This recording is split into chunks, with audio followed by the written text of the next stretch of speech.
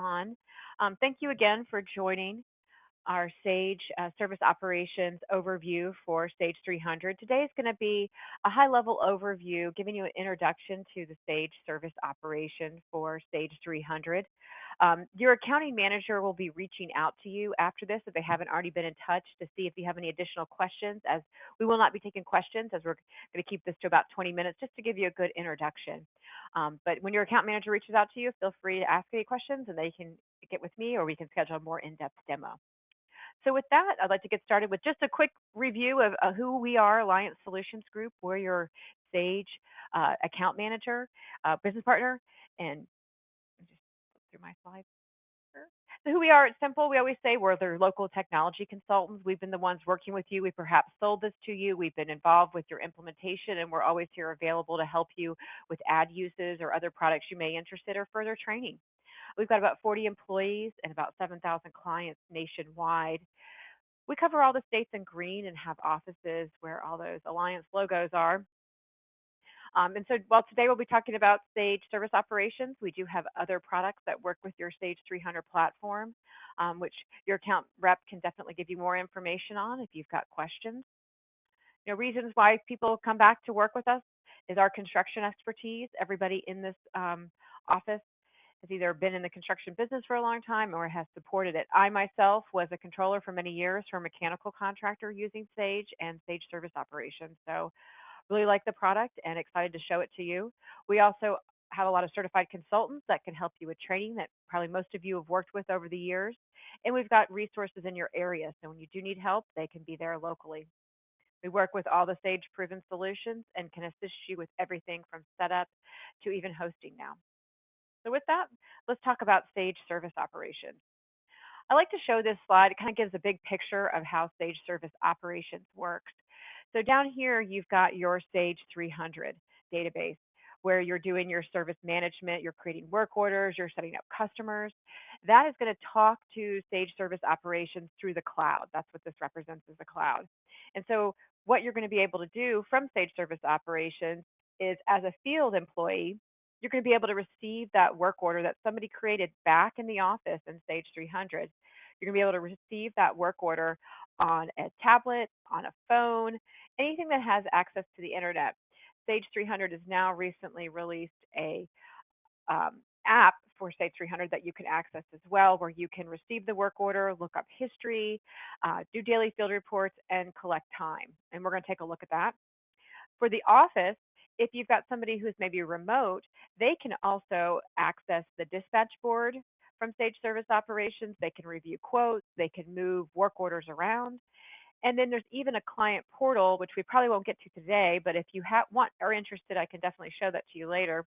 But in our client portal, this is where your clients could start a work order for you. They could review the status of work orders and see history. This is a view of what it looks like if you're on a tablet or on a phone. It's a little bit. It's got a reactive design, so it changes with the size of the screen, but the app will also allow you full access to the program too. So with that, why don't we hop into Sage Service Operations. So you can wear different hats in Sage Service Operations. I'm logged in as the admin, so I have access to everything. If you notice my menu over here on the left-hand side, and if you have looked at SSO in the past, you may notice it looks a little different. They just did a refresh of the user interface where they've added all the menus on the left-hand side, and before they were across the top. So as I was mentioning, I'm logged in as the admin, so I have access to everything. I can see work orders, I can create work orders, I can see dispatching. But if I was in a specific role, then I would only see those things as they relate to me. So let's talk about the different roles that can use Sage Service Operation. It could be a dispatcher. So I am looking at our dispatch board, our scheduler, where I can see my different technicians. I can see the days of the week. I can see the work orders that have been assigned to them. I can see work orders that are open. I have a filter tool that I can filter what I want to see. Maybe I only want to see work orders for a specific technician. I can also determine what columns of information I want to see. So the user can customize that. And then that's the view that they're going to see on this left-hand side filter. To add a work order to my schedule or to somebody's schedule, I simply click on the work order and drag and drop it onto that technician's schedule. Then Sage Service Operations will add it and attach it to their schedule. Doing it. There we go. So now it's been added to Tammy's schedule. There's different views that you can look at. I'm looking at a week view. I also have a day view. I have a 2-week view, and I have a 1-month view. So depending on what you'd like to see, you can adjust based on that. We also can set up different what we call teams in SSO, which and I know in service management you can have different types of dispatch boards based on maybe I dispatch only the electricians or somebody dispatches just a specific area. We can do the same things within SSO, where we can say I just want to see a certain team like electrical, or I want to see the whole entire team, and then only those technicians will come up.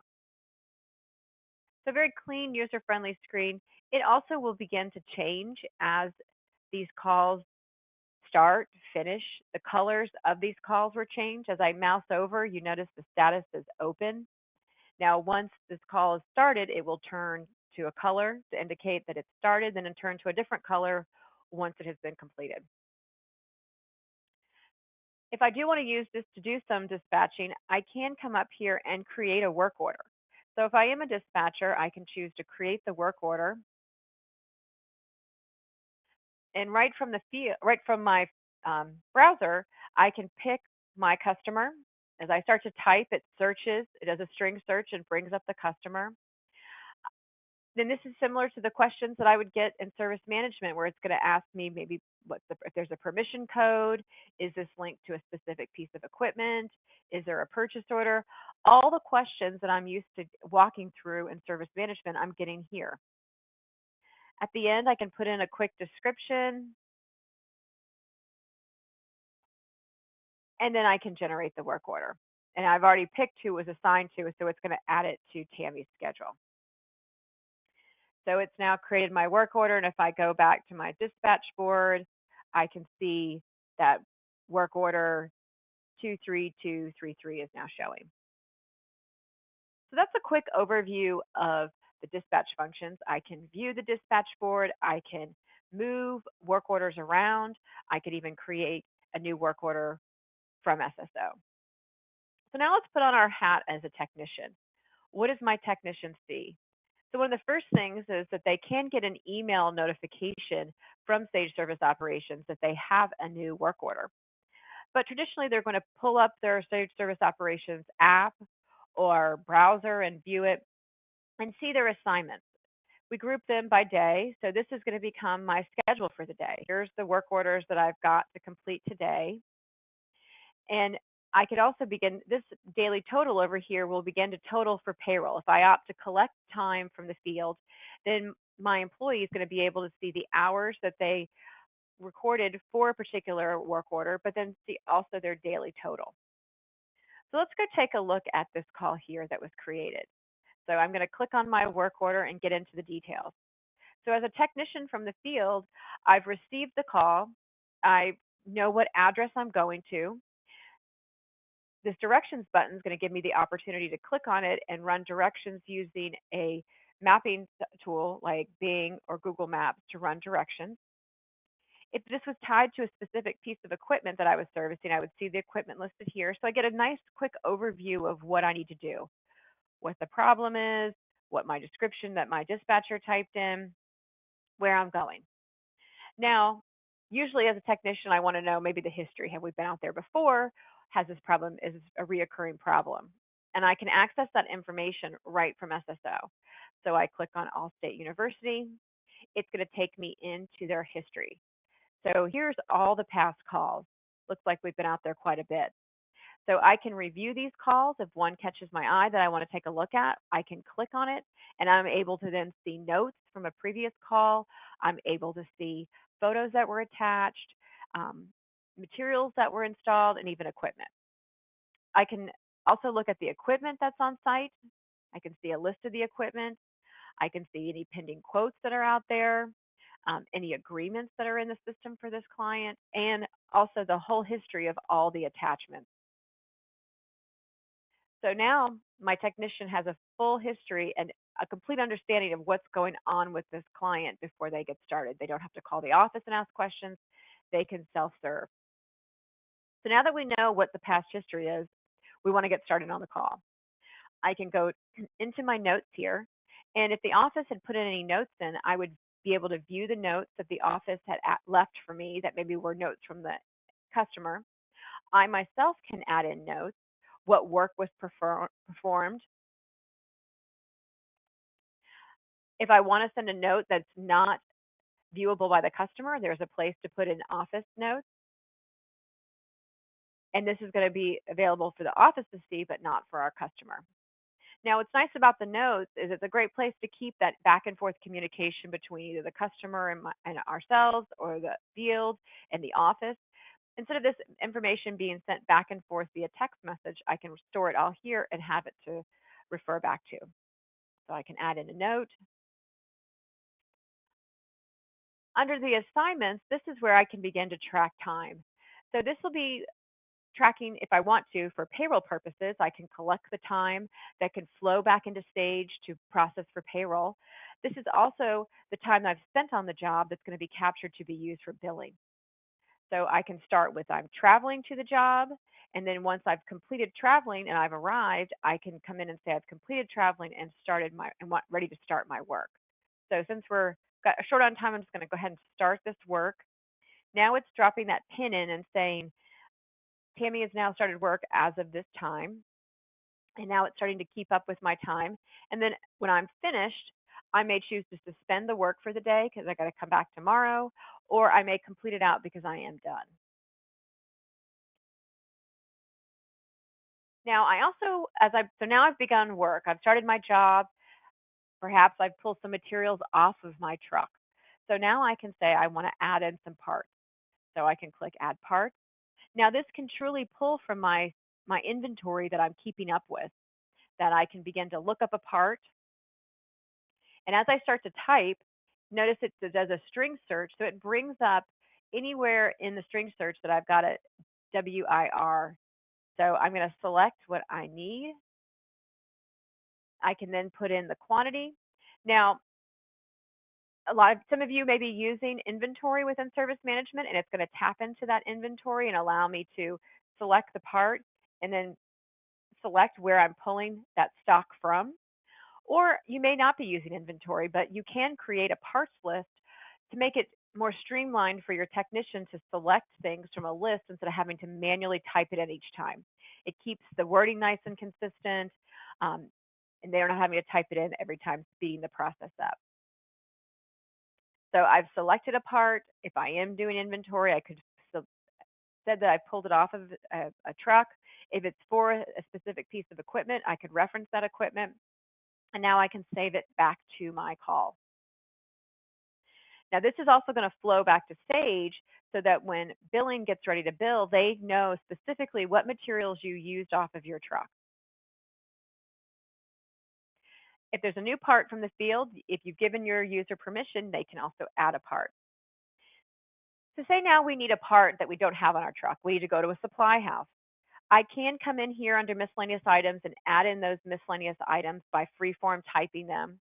But perhaps I want to have my technician get a purchase order. If you've given them permissions, they can come here and request a purchase order. So if we click on New PO, it's going to take us through creating a purchase order that's tied back to this work order. They can pick the vendor that they're going to, description, and then it will create a purchase order for them. Now, when they create this purchase order, it will email their manager, dispatcher, whomever you've selected this, or multiple people that you've selected this to go to, will get an automatic email saying, Tammy has created a purchase order for this work order. And there'll be a link that you can then click on to view that work order.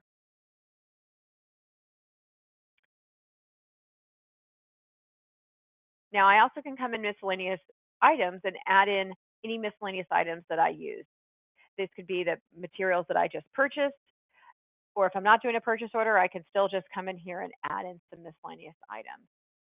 So maybe I'm adding in a fan blade. I can say the quantity. If I wanted to, I could spell out cost and price, But if that's not my job, I can ignore that. Again, I can tie it to a piece of equipment and I can save this.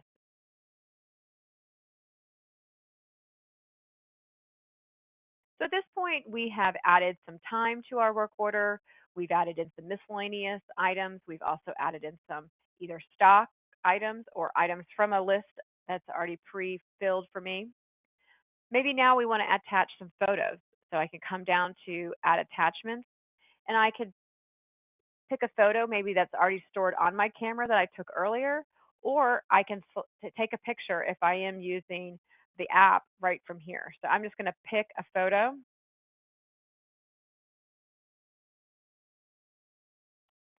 maybe give a description. I could tie it again to a piece of equipment if I wanted to.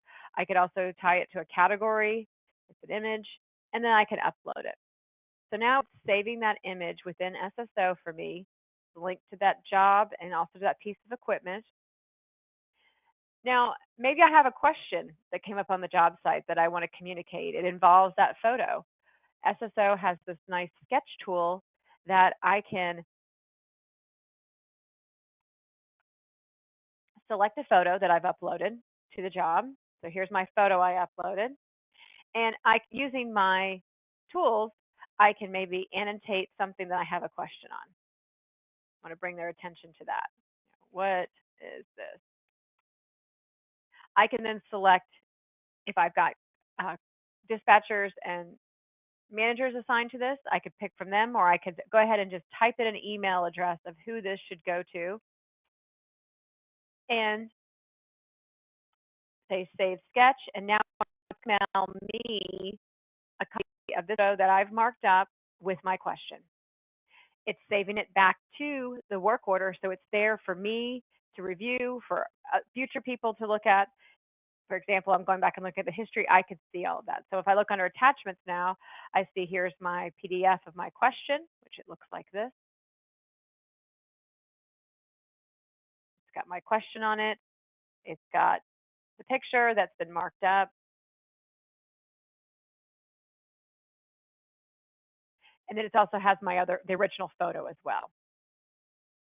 So now at this point, I've wrapped up my job. I've put in the notes about what I did. I added some time. I put in some parts, some miscellaneous parts. I've attached some photos. Now perhaps I want to have my client sign off on this work. But before they do that, I want to close out my assignment because I'm done with it. So I'm going to go ahead and hit complete.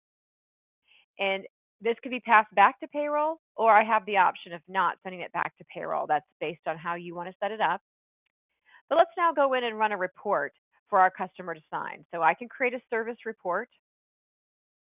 And now my service report is bringing in all that information we collected, the description, the notes we typed in, the materials we used.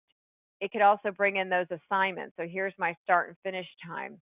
Now you notice it's got some dollars and amounts on it. Now this is optional if you want this to be shown or not. That's part of your setup. You could hide that. If I scroll further down, I can say, is this work completed or not? Place to put in some additional comments. And then now I can have my customer sign off on their work order and say we want to accept this. And we can send right from our app or the desktop or the application a copy of this service report along with any of those photos that we had previously taken. So here's that photo I took. I want to include with it.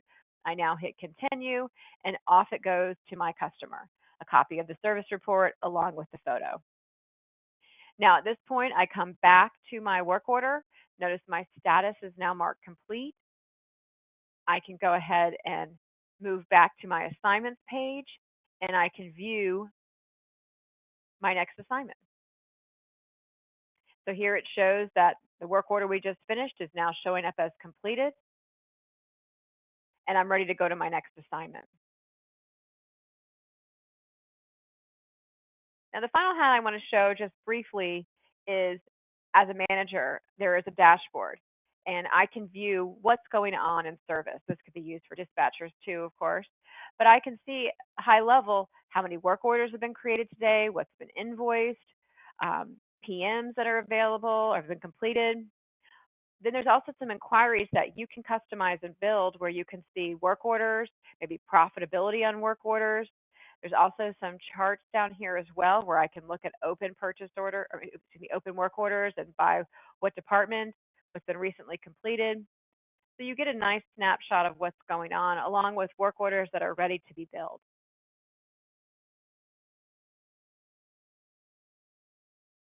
The final thing we can do in SSO is track quotes.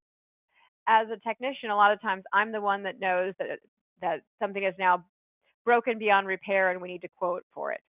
So within our work order, we have the option to start a new quote.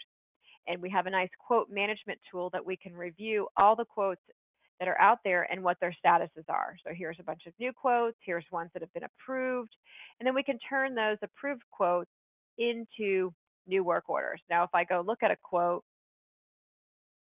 I'm able to track, put in the different items, how much labor is going to be required on the job, what materials are going to be needed.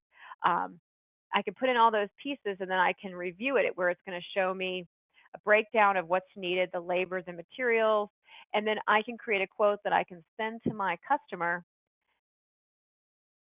right out of SSO, and this is a sample of the quote. So here it shows the quote. In this case, it's for a new roof. It shows the breakdown, signature lines, and they can then return it. Once they've approved it, then I can complete it and turn this into a new work order and start the process over. So today's been an overview of Sage Service Operations. We looked at how you can use Sage Service Operations from the dispatcher's point of view, how we could create new work orders, assign them to technicians. We looked at how a technician can use Sage Service Operation, how they can go into a work order, see the history of that work order, enter in the time, enter their notes in, enter the parts they used off their truck, enter in parts that they purchased at a supply house, attach photos. And all of that information my technician is collecting is flowing back into Sage. So when billing pulls up that work order in Sage, what they're going to see is the time that was reported. They're going to see any materials that were added. And all they have to do now is review and bill that invoice. So thank you for attending a quick overview of True Cloud Field Service, Sage Service Operations by Alliance Solutions Group. As I mentioned earlier, your account manager will be following up with you to see if they have any additional questions. And if you'd like to see a more in-depth demonstration, we're happy to provide that for you. Thank you very much and have a great afternoon.